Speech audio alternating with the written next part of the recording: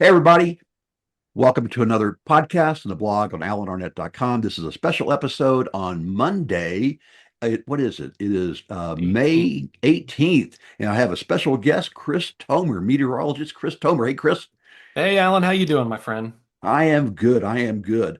And so you recently moved from Colorado. How's I life? did, yes, to my old stomping grounds where I was born and raised near Columbus, Ohio. Here, took a job, and so far so good. It's added a lot more responsibility, but that's okay. We'll do it for now and then see what the future holds. Well, you say you took a job. You're a chief meteorologist Yes, at what station? TV station? it's WBNS TV. It's a CBS affiliate here.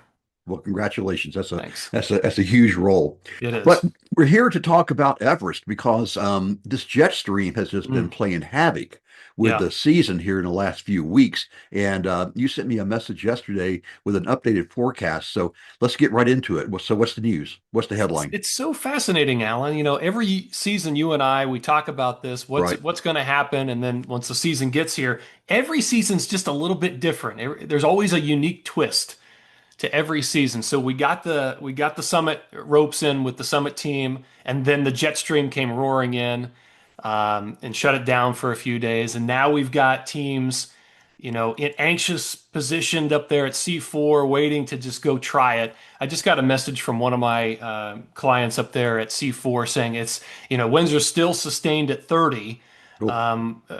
hoping that the winds die down. And I said, probably after 9 p.m., the winds will die down. But, CTSS just came back from the summit yesterday, or even earlier today, saying that it was okay. And I think that's the message that you got as well. So it's like we're seeing there's still a jet stream over the top of the summit right now. It's not a full jet at this point, but it's partial. And so we're getting these fluctuations of wind every day where it comes up in the afternoon and you get the high winds, and then it settles down late at night and you get this window of opportunity, late at night into the early morning hours. Now I said to them, I said, winds are going to die down a little bit, but it is still going to be gusty. I mean, it's not going to be ideal. And that was really the message I was talking to you about yesterday. I said, there's really no perfect day at this point. With a little bit of the jet sitting over the summit through probably the next 5 days, you're still going to have periods where the winds rise above to what we consider the safe threshold, about 30 miles per hour each day. And so there may be great periods, and then the wind may come back and be erratic, at times. So that's what I think we're facing now for the next few days. As we roll into the morning of the 19th, looking at the winds on the 19th, that may be the best day of all of the days where we have just sort of less wind overall, Okay. but still at times, Alan, we're going to see 30, 35-mile-an-hour gusts. In when I was the last time I was on Everest, we were at Camp 3, Kami and we had just this horrendous weather going on. I mean, the wind was blowing so hard that we literally were using our hands and feet to put against the tent walls from the inside to keep the tent from imploding. But we also, when we called down to base camp, they said, "What are you talking about? It's calm down Sure. here." And they said, and we got reports from the South Col, which is only like, whatever it was, 2,000 feet higher. They said it's calm there as well. So it's these striations, right? That on Yes. the mountain. And so I guess this is kind of the same thing right now. You've got different conditions at different camps on the mountain. Yeah, and a good example of this is the morning of, well, people wanted to get up there early on 517 to try to Right. avoid the crowds that were coming. And I said, there's no way I would even personally ever attempt on the 17th. There were still people that went up, and I knew some of them, and they said it's calm here at Camp 2. This should be no big deal. Yeah. So they made their way up to 4, and they realized, well, wait, it's totally different up here, and people, and I've heard from a number of folks that a lot of teams are using mountainforecast.com this season to Right. try to figure out when to go for the summit. And I said, you can't use that. It does not account for the jet stream. And on Everest, and you know this on K2, you absolutely have to account for the jet stream. There's no way around it. And so a lot of teams ran into a wall of wind as they headed up to try to make that 517 summit. What kind of wind chills are we talking about? Minus 50. when you're up there and you break that 30-mile-an-hour mark, which is our safe threshold, you're looking at minus 50 Fahrenheit Celsius. Same Tends thing. to be a crossover at some Yeah. point, but that's what you're looking at. It doesn't take you get a single backup of the summit train going up. You're standing there and it is just so cold. There's a picture going viral right now going up the Lhotse face. Maybe you've seen it. I have not. Um, and it's just, cheek to jowl from the base of the Lhotse face almost consistently to Camp 3. And, Seven Summits Treks, the Nepali company, they said they have 180 people yet to go. Wow. Okay. Do you know So what they're shooting for? I do not. But my estimate was that as of the ropes going in, there were 800 people. That includes Sherpas and members that were queued up to go. And thus far, I'm guessing we've had around 100, maybe 110. So Okay. that still leaves, 650, 700 people Oh to yeah. go up. Okay. And we don't know when the monsoons are going to come in either. That's right. I guess That's the right. good news is there's no cyclones or typhoons in the Bay of Bengal. Yeah, that's something we haven't had to face this season, unlike other seasons. I'll tell you though, as long as there's at least a little bit of jet on the summit for the next week, that should keep the summit clean and dry. That tends to keep the moist monsoon flow away. Now, if the jet stream leaves by 526, 527, 528, then that may open the door for some of that monsoon moisture. We'll see.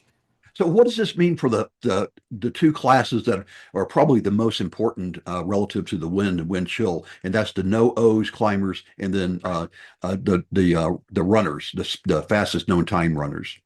It means a lot. I'm working for one of them right now, and he is waiting, right? So they're all waiting for the big crowds to get in and get out.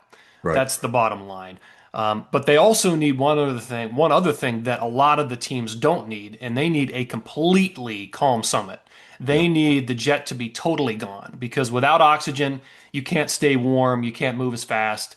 The risk level is so much higher. So it's a waiting game at this point. And because everything was shifted later this season, the summit went in later. Right. Now the teams are all going up later.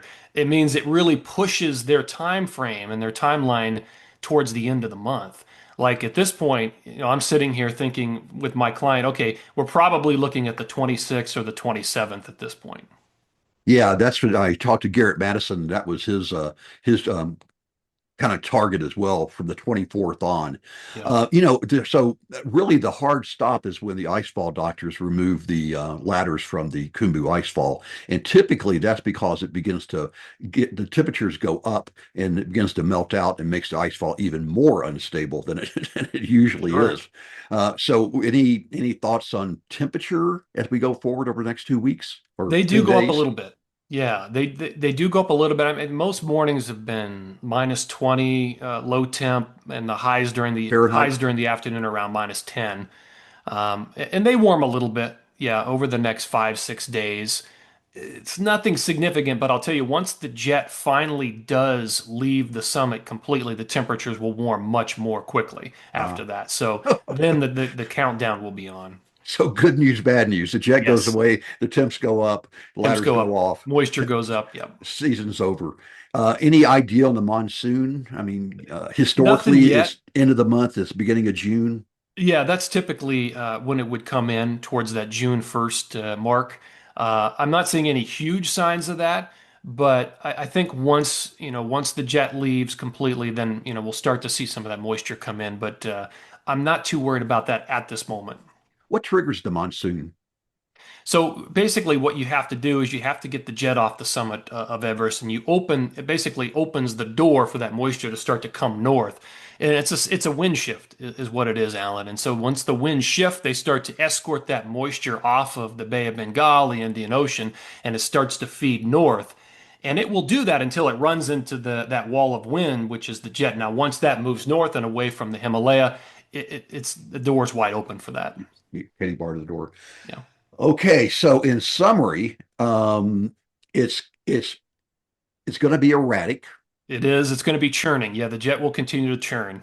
and it's going to be difficult to predict and it's going to be isolated at different camps. Yes. Just like we talked about, Camp 2 could be great, Summit could be horrible, and vice versa. Yes. Yes. Um, Do you remember that So, year? I'm trying to remember the year where we had like that 10-day perfect window where you could go up at any time you wanted. I forget what year that was, but that well, was it was 2 years ago. The entire month of May was okay. basically a weather window. I mean, Okay. with a couple of days. But Yeah. then 2019, that was that was a case study for the 3 day window, and that's Yes. when that picture that the line of Right. people from the South Summit to the summit that went viral, and that's been used as Exhibit A in the Yes. trial of how bad the crowds are on Everest. And I've said this a billion times that it had nothing to do with the number of people. People often forget how big Mount Everest is, and it can handle 1,000 people. That's not a problem. It can't handle 1,000 people in 3 days. Sure. And that's the problem. And I think that's exactly what we're looking at right now. And, so like I said, we've had probably, whatever, 100, people summit. I don't know. Those people on the 14th that went up, it was a huge Chinese team there was 32 people from Seven Summits Treks. I, I suspect there's frostbite, but we'll never know. Just looking at the weather from that day, again, that was one of those no-go days for me. And I said that to all my clients. I don't know, I've got six of them. And I guarantee you there had to have been frostbite. I don't know how you could have, there was just too much wind. I don't know how you could have done it. Yeah, yeah, I've got five up there right now, Summit Coach clients, and one is no O's, and Okay. we've been talking, and I mean, he's keeping his powder dry. He's not Yeah, going to go until I'm sure. the last possible moment. Yes, that's smart. And then Justin Sackett, who was Ryan Mitchell's partner, except Ryan had to leave because he got Yes. sick. Justin's also talking to him, and he's just gonna hold until the last possible minute. So let's hope that the monsoon holds off. Let's hope the Yes. jet goes away. Let's hope that the ladders stay in. But we're Yes. probably looking at a lot of these record setters going in 27th, 28th, 29th, 30th. Yeah. Pretty late. Yeah. Yeah.